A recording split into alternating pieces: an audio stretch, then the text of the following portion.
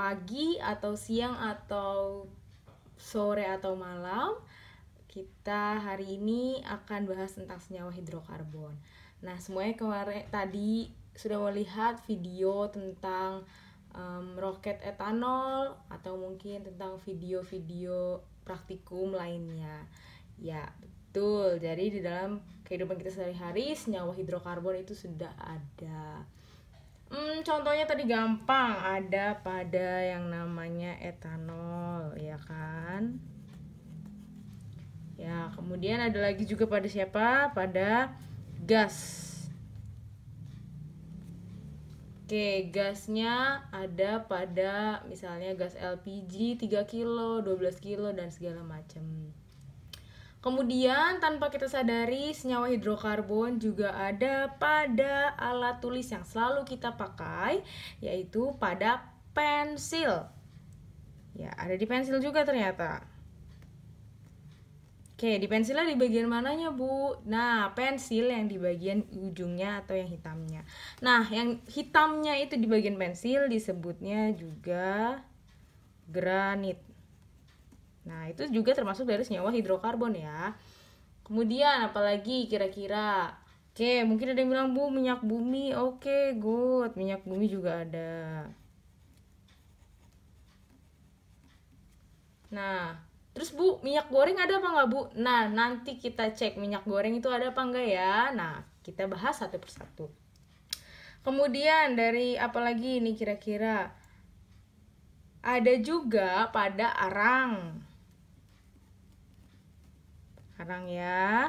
Kemudian ada juga yang namanya intan atau berlian. Jangan salah, intan atau berlian ini yang cantik sekali ini dan digemari oleh kaum hawa juga terdapat senyawa hidrokarbon di dalamnya.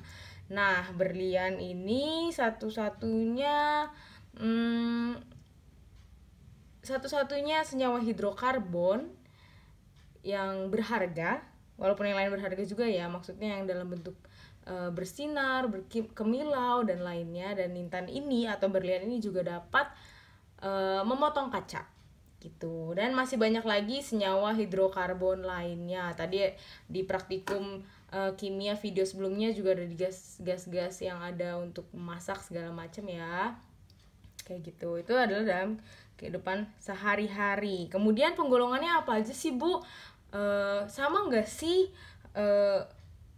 senyawa hidrokarbon yang ada pada gas dengan yang ada pada etanol? Nah, kita masuk ke bagian penggolongan senyawa hidrokarbon.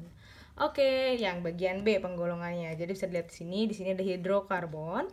Hidrokarbon dibagi menjadi dua, alifatik dan siklik. Apa sih bedanya? Oke, alifatik di sini sudah ada contohnya ya. Di sini juga ada contohnya yang siklik. Kalau dari kata-katanya siklik, cycle, berarti dia seperti melingkar seperti itu ya. Nah, alifatik, apa sih? Alifatik kalau di sini kelihatannya lurus-lurus saja ya. Oke, alifatik itu disebut juga dengan rantai cabang terbuka. Ya, bisa dilihat. Kemudian kalau siklik, rantai cabang tertutup. Nah, tertutupnya gimana? Ini ya, mereka terus menutup gitu. Jadi dia terus berhubungan sehingga membentuk siklus atau siklik ya. Sehingga disebut juga rantai cabang siklik. Nah, kalau alifatik dia terbuka. Nih, kebuka kan? Nggak ada satupun yang membentuk lingkaran atau menutup. Nah, alifatik lagi, kita fokus ke alifatik dulu. Alifatik dibagi lagi menjadi senyawa alifatik jenuh dan senyawa alifatik tidak jenuh. Bedanya apa sih, Bu? Contohnya di bawah. Jenuh itu ada alkana, tidak jenuh itu ada alkena dan alkuna. Kita perhatikan masing-masing ya. Oke, coba diperhatikan. Alkana. Nah, ini apa sih yang bedanya, Bu? Perhatikan dulu. Ya, kalau di alkana dia tidak ada cabangnya sama sekali, alias rantainya rantai tunggal, ikatannya ikatan tunggal. Ya, CH2 langsung berhubungan dengan CH2 lagi dengan CH3 lagi, semua satu-satu. Nah, sekarang kalau dilihat dari penampakan alkena, alkena ini ada dua, Bu, tangannya atau ikatannya. Nah sekarang alkuna, wah lebih banyak lagi, ada 3. Nah jadi jenuh itu maksudnya adalah ketika dia tidak punya ikatan rangkap, atau dalam kata lain jenuh di sini maksudnya tunggal nih, bisa dilihat ya tunggal semua. Kalau tidak jenuh berarti kebalikannya, dia memiliki ikatan rangkap atau ikatan kovalen rangkap. Ikatan kovalen sudah dibahas sebelumnya ya di kelas 10. Nah, di sini kita bahas lagi. Jadi kalau misalnya tidak jenuh itu terdiri dari alkena dan alkuna, di mana antara alkena dan alkuna itu memiliki ikatan rangkap. Alkena ikatan rangkapnya 2 nih. Kemudian kalau alkuna ikatan rangkapnya 3, seperti itu. Jadi paham ya bedanya. Jenuh berarti dia tidak punya ikatan rangkap alias ikatannya tunggal. Kalau tidak jenuh berarti dia punya ikatan rangkap, baik itu 2 atau 3. Terus ada lagi pertanyaan, ada nggak yang ikatannya rangkap? Ikatan rangkapnya 4. Nah, kira-kira ada nggak? Nanti kita bahas di selanjutnya. Oke, kemudian kita balik lagi ke siklik. Tadi kalau alifatik bedanya digolongkan lagi menjadi jenuh dan tidak jenuh. Kalau siklik dibagi lagi menjadi 2, alisiklik dan aromatik. Alisiklik mirip-mirip alifatik ya, jadi dia siklik yang tertutup. Kemudian aromatik. Aromatik ini termasuk di dalamnya adalah benzena. Benzena ini bisa pelarut dan bisa juga jadi sebuah bahan bakar ya, tapi biasanya ada di lab gitu. Untuk untuk alisiklik dan aromatik itu akan dibahas lebih lanjut di kelas 3 ataupun bagi kalian yang akan mengambil kuliah di jurusan kimia.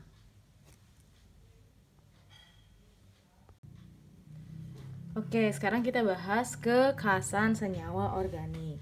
Senyawa organik ini biasanya terdiri dari karbon, kemudian hidrogen, dan oksigen. Namun untuk semester ini dan bab 1 ini kita hanya membahas tentang hidrokarbon atau yang terdiri dari atom hidrogen dan karbon. Gitu. Nah, salah satu ciri kekhasan senyawa organik adalah hidrokarbon atau senyawa organik ya. Ketika dia dipanaskan atau terbakar secara sempurna, maka akan menghasilkan CO2 dan H2O.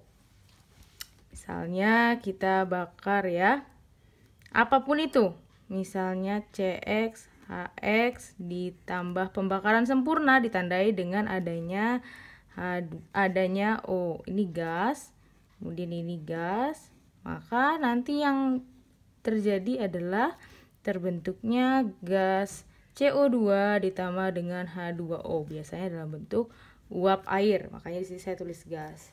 Seperti itu. Contohnya ada pada pembakaran gula.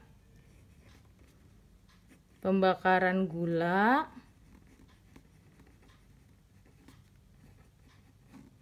yang kemudian dialirkan ke dalam air kapur. Oke, sehingga yang terjadi adalah air kapurnya akan berubah menjadi keruh. Kalau dia positif mengandung hidrokarbon atau senyawa organik lainnya, dia akan menjadi keruh. Kalau dia positif ya. Kemudian kenapa bisa keruh? Karena dari sini CO2 dari gula dialirkan ke air kapur sehingga airnya keruh gitu. Nah, itu adalah contoh pengidentifikasian senyawa organik. Memang lebih enaknya untuk praktikum, namun atas keterbatasan kita dengan keadaan kita sekarang, jadi kita tidak bisa praktikum terlebih dahulu. Oke. Contoh lainnya, misalnya kalau kita bakar aja deh gula, pasti nanti jadinya ada gosongnya lah, biasanya kita bisa bilangnya gosong ya. Ketika dia gosong, contohnya juga bakar jagung gosong segala macam, dan terjadi adalah arang atau menjadi hitam atau bisanya dibilang gosong. Nah, ketika gosong atau biasa disebut arang ya. Ini adalah salah satu bentuk identifikasi positif atau berarti zat tersebut mengandung senyawa organik. Seperti itu. Oke, tadi sudah saya sebutkan di awal bahwa arang termasuk ke dalam hidrokarbon. Kekasan atom karbon. Karbon nomor atomnya itu adalah 6.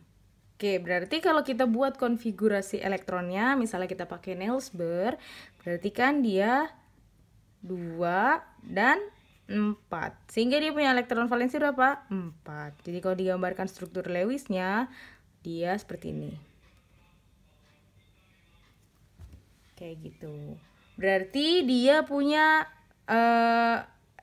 2 pasangan elektron bebas, atau dia ada 4 elektron bebas. Seperti itu. Maka dengan aturan oktet yang ada pada ikatan kimia, C harus punya 8 elektron lainnya, sehingga dia bisa mencapai kestabilannya, yaitu punya 8. Nah, sekarang kalau tadi kita ngomongin hidrokarbon, berarti kita coba pasangkan C dengan atom H. C-nya ada 4, H itu dia 1. Sehingga dia cuma seperti ini ya, bentuk struktur Lewisnya gitu. Nah, berarti kalau gitu C itu butuh 4H supaya dia oktet. Dan kalau H gimana? Haruskah dia 8? Tidak. Ingat, aturannya ada duplet, ada oktet, dan ada juga yang 12 itu. Nah, sekarang kalau misalnya CH, berarti untuk mencapai suatu kestabilan seperti ini ya. Kita bentuk dulu, punya si atom pusatnya atau si C, kemudian ada si H. Oke, seperti ini. Kalau gitu ada berapa? Ada berapa H-nya? Ada 4. Jadi CH4. Seperti itu. Ini ikatan apa? Kovalen atau ion? Ya, ini adalah ikatan kovalen. Sekarang pertanyaannya, kovalen tunggal atau kovalen rangkap? Oke, good. Kovalen tunggal. Oke, jadi atom karbon ini dia punya kekasan yang pertama, dia punya valensinya 4, alias dia punya 4 tangan yang nantinya akan membentuk ikatan dengan atom-atom lain. Kemudian dia juga bisa bikin ikatan tunggal. Terus pertanyaan lagi, bisa nggak dia bikin ikatan rangkap? Oh, tentu bisa. Dia bisa membentuk ikatan rangkap. Contohnya pada seperti ini.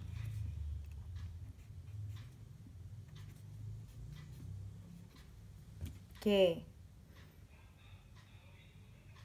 Sekarang kalau kita jabarkan, ini seperti ini kan? Kemudian dia ada H-nya 2, ya. Yang sebelah sini juga ada H-nya 2. Bisa di mana aja ya, H-nya bisa di sini, bisa di sini. Yang penting dia hanya 2. Oke, sekarang hitung ikatan C sebelah sini ada berapa? 4 ya. 1, 2, 3, 4. Yang sebelah sini 1, 2, 3, 4. Nah, maka dia bisa membentuk ikatan kovalen rangkap.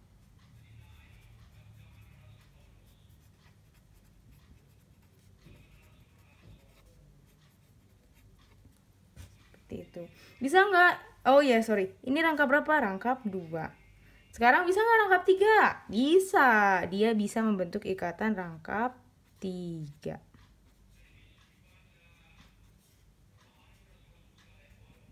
Seperti itu. Hitung lagi sekarang ikatannya. 1, 2, 3, 4. Oke, sebelah sini C-nya 1, 2, 3, 4. Maka dia bisa membentuk ikatan kovalen rangkap 3. Seperti itu. Rangkap 4 ada enggak? Tentu tidak. Maksimal di rangkap 3 untuk atom karbon C gitu. Kemudian sesuai dengan peta konsep yang sudah dibahas sebelumnya, bahwa dia juga bisa membentuk yang rantainya alifatik atau dia rantainya terbuka. Bisa juga dia membentuk yang rantainya siklik. seperti itu. Jadi nanti dia bisa terus membentuk seperti ini gitu, siklik, atau dia juga bisa terus-terusan gini, CH3, CH2, CH3 gitu. Jadi dia bisa terbuka dan dia bisa juga tertutup. Kemudian kalau tadi kita lihat dari bentuknya ini, dia sekarang bentuk Nelsbergnya gimana sih? Berarti gini ya. Ini sebagai inti. Di sini terisi berapa kulit pertama? Terisi 2. Kulit kedua terisi 4. Misalnya seperti itu. Jari-jarinya baru 2, jari-jarinya itu cuma sebatas 2 kulit. Jadi dia masih sangat erat. Relatif dia masih sifat keelektronegatifannya masih kuat seperti itu. Kedudukan atom karbon sama seperti kalian di kelas, kalian ada yang berkedudukan sebagai ketua kelas, sekretaris, bendahara, dan lain-lainnya. Nah, atom karbon pun punya kedudukan. Kedudukan di mana? Kedudukan dalam rantai senyawanya seperti itu.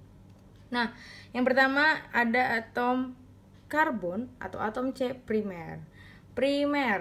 Kalau primer adalah ketika atom C hanya mengikat satu atom C lainnya. Jadi perlu digarisbawahi, hanya mengikat satu atom C. Jadi dia mengikat satu atom C. Kalau dalam ini berarti mana yang hanya mengikat satu atom C? Apakah ini? Tentu tidak, karena bisa dilihat dia mengikat 2 atom karbon lainnya. Contoh di sini 1, di sini 1. Jadi yang mana tuh kira-kira? Ya, ini dia mengikat hanya 1 atom karbon lainnya. Di sini dia cuma mengikat yang sebelah sini. Ini atom C. Misalnya ya, kita nomori ini atom 1, 2, 3, 4. Berarti atom C itu ada di atom nomor 1 ketika dia hanya mengikat atom C nomor 2. Apakah yang ini iya? Tentu saja, karena kalau dijabarkan ini itu jadi seperti ini. Hanya 3 ya. Oke, kemudian ini akan berikatan dengan C yang nomor 3. Berarti atom karbon nomor 4 juga merupakan atom karbon primer. Ya, oke. Lanjutnya kalau ini kita beri nomor 1, 2, 3. Kira-kira yang mana atom karbon sekunder? Kalau 1 tadi adalah atom karbon primer karena dia hanya mengikat satu atom karbon lainnya. Ingat ya, yang dia ikat itu atom karbon lainnya, jumlah atom karbon lainnya. Jadi kalau sekunder itu mengikat 2 atom C, 2 atom karbon. Jadi di sini yang merupakan atom karbon sekunder adalah atom karbon nomor 2 karena dia mengikat di sebelah sini atom karbon nomor 1 dan dia juga mengikat di atom karbon nomor 3, sorry. Sampai di sini paham? Oke, lanjut. Sekarang atom karbon tersier makin banyak ya, yaitu atom karbon yang mengikat 3 atom karbon. Kalau 3 atom karbon berarti satunya itu kemungkinan besar dia akan mengikat atom H. Dari sini kira-kira mana yang kira-kira mengikat 3 atom karbon? Yang ini ya, misalnya ini CH3 lagi. Nomor 1, 2, 3, 4. Berarti yang mana? Ya, berarti yang ada di nomor 2. Karena dia atom karbon nomor 2 ini mengikat atom karbon nomor 1, juga mengikat atom karbon nomor 3. Jangan lupa dia juga mengikat atom karbon nomor cabang yang ini. Sehingga dia juga disebut dengan atom karbon tersier, mengikat 3 atom karbon. Selanjutnya kuartener atau mengikat lebih banyak lagi. Berapa? 4 atom karbon. Oke, dia mengikat 4 atom karbon. Sehingga kalau di sebelah sini kira-kira yang mana? Kita beri nomor ya, 1, 2, 3, 4, 5 misalnya. Ini hanya 3 pasti ya, jangan lupa. Oke, dengan demikian apakah yang satu? Tidak, karena satu adalah atom karbon. Ya, betul, primer, karena dia hanya mengikat satu ya. Kemudian apakah yang nomor 5? Tidak. Jadi yang nomor 5 itu atom karbon primer, karena dia hanya mengikat satu. Apakah yang C3? C nomor 3? Tidak, dia juga primer. Apakah C yang nomor 4? Tidak, karena dia juga primer ya, dia cuma mengikat satu atom karbon, yaitu atom karbon yang nomor 2 ini. Jadi yang mana? Yang nomor 2, dia mengikat 4 atom karbon. Yang mana saja dia mengikat atom karbon nomor 1, nomor 5, nomor 4, dan nomor 3. Jadi C di sini adalah atom karbon dengan kedudukan kuartener. Seperti itu. Apakah ada lagi yang lebih dari 5? Lebih dari 4, misalnya 5? Gak ada ya, karena seperti tadi yang kita sudah bahas, atom karbon C hanya punya 4 elektron valensi, sehingga tidak memungkinkan dia punya 5 ikatan.